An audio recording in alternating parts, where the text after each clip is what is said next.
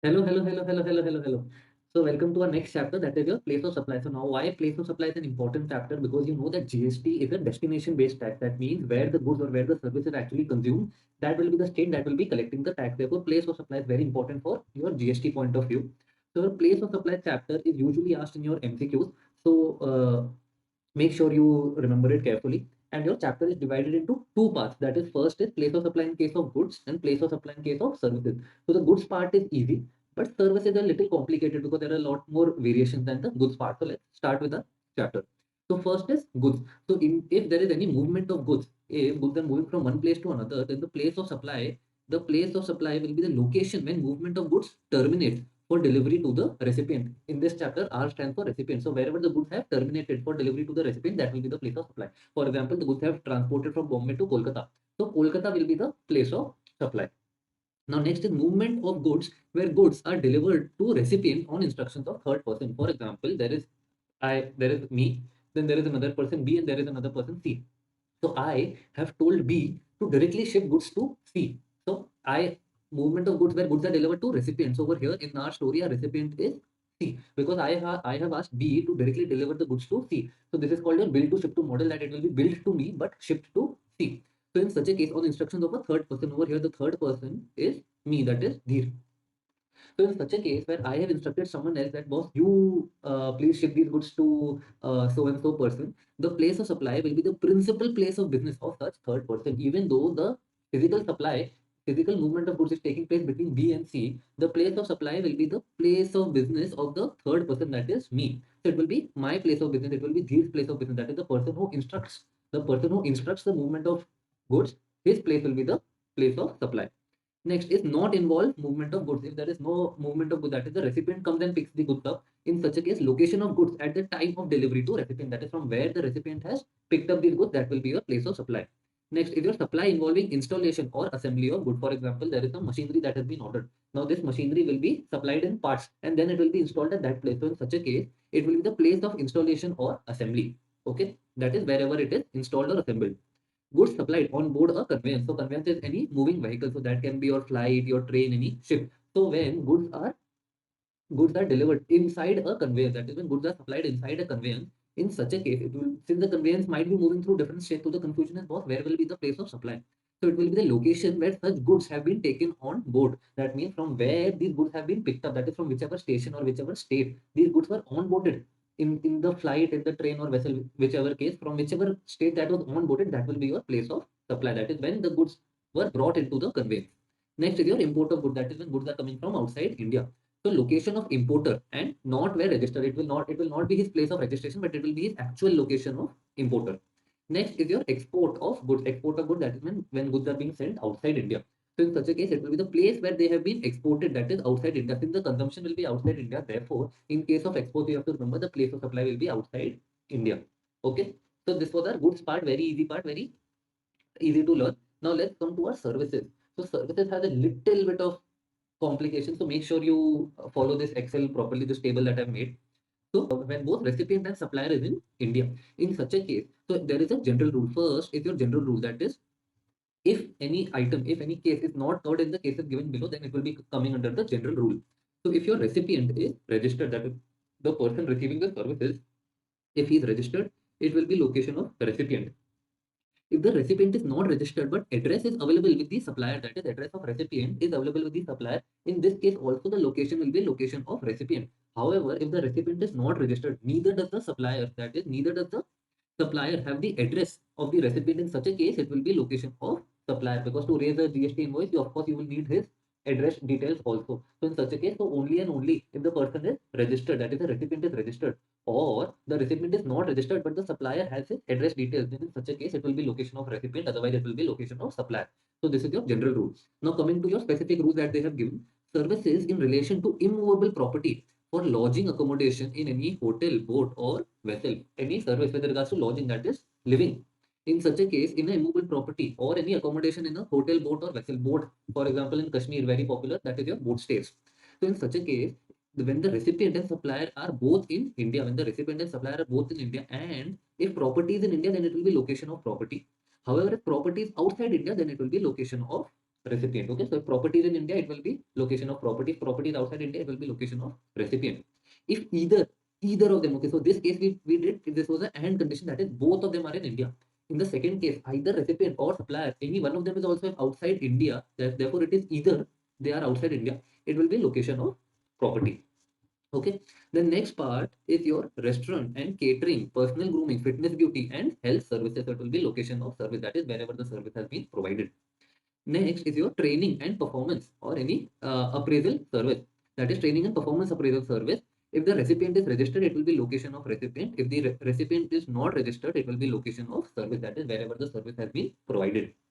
Next is your service by way of admission to events or amusement park. For example, entry into amusement park. So of course, in such a case, it will be the location of event or park. That is wherever it is held. That will be the location place of supply. Organization of events. Very favorite question of ICI. Hear this carefully. Again, the same. If either of recipient or supplier either are outside India, even if either one of them is outside India, it will be the location of event. So if you remember over here also, if either were outside India, it was the location of property. So this will help you understand that if either of them is outside India, it will be location of property, and over here, either are outside India, it will be location of event. Okay, and if R and S both in India and recipient is registered, it will be location of recipient. If recipient is not registered and event is in India, then it will be location of event. However, if recipient is not registered and event is outside India, then it will be location of recipient. I understand it can be a little confusing at first, but as many questions as you solve and as many times as you watch this video, this will become clear. So it is better that you learn this table as it is. It will be much easier to replicate in the exams. Okay, so for organization of event, if either of them is outside India, it will be location of event. Okay, if both are in India and your recipient is registered, then of course it will be location of recipient. If recipient is not registered, then we will see location of the event. If event is in India, it will be location of event. If event is outside India, then it will be location of recipient. Okay, so I'll just erase this so that it is easier to read. Okay. Now your next part is transportation of goods, including mail or courier. So if the recipient is registered, of course, it will be location of recipient. If recipient is not registered and if transportation is in India, then it will be location where the goods are handed over. And if they are transported outside India, it will be destination of goods. That is wherever the goods are going, or wherever the final destination of the goods, that is your place of supply. So of course, that will be outside India. So your next is your passenger transportation. So in case of passenger transport, that is the passenger himself. If the recipient is registered, it will be location of recipient. However, if recipient is not registered, it will be location where embark. Okay, that is embark means from where the person has entered into the conveyance, where he has boarded onto the conveyance. Then next is your issue of right to passage. For example, metro card. So you get a metro card. Now this metro card will take you to different places. So it is possible that this will be connected through different states also. So in such a case, if the recipient is of course registered, it will be location of recipient. And if recipient is not registered but address is available, it will be location of recipient. And if address is not available, it will be location of supplier. Okay. So this is similar. This we've already done before, this type of breakup. Then next is your service supplied on board of a conveyance. So if any service, for example, your in-flight entertainment, when you're traveling through a flight and they give you options of, for example, Wi-Fi or any sandwich or anything you purchase. So of course, sandwich will be good, so that will not be, but any in-flight entertainment, you purchase a movie in the airplane. So in such a case, any service supplied on board of a conveyance, it will be the starting point of conveyance. So that means, for example, if the flight has started from Mumbai and going to Delhi. Now, of course, you might pass through different states, but since it's a starting point of conveyance, so this will be your place of supply. Irrespective of whichever state we are on when we have received the service, it will be your location of start point of conveyance. Advertisement service to government. So it will be the states where it is broadcast. For example, you have given any advertisement service to the government. Now the government will broadcast it to different states. So whichever state it has been broadcasted, proportionately it will be the value of supply. And of course, place of supply will also be all states where it has been broadcasted. Then next is your telecommunication service. So telecommunication service is anything regarding a landline, phone, etc., etc. So any fixed telecommunication line, cable, or dish antenna, it will be the location of installation. Postpaid mobile. Postpaid mobile is first you use the mobile and in the month end you will be paying them. So if the address is available, it will be location of recipient. If address is not available, it will be location of supplier. Okay. And any prepaid mobile or any DTH. So for example, in this where you have to first pay and then you will be using the service. So that is your prepaid mobile. So if it is through a middleman, that is if you have purchased it through someone else, it will be the location of middleman. If it is through any person, it will be location where prepayment has been received. If you have made an online payment, it will be location of recipient. That is, for whoever is using the service, it will be his location. And in case of other cases, if address is available with the supplier, it will be location of recipient. If address is not available, then it will be location of supplier. So usually when the address is not available, it is location of supplier. The next is your financial and stock broking service. So any financial and stock broking service, for example, Zerodha is giving you a service. So in such a case, if the address is available, it will be location of recipient. Address not available, it will be location of supplier. Okay, so I think you are getting a hang of the chapter. And last is your insurance service. So if your recipient is registered, it will be location of recipient. And if recipient is not registered, it will be location of recipient in the books of supplier.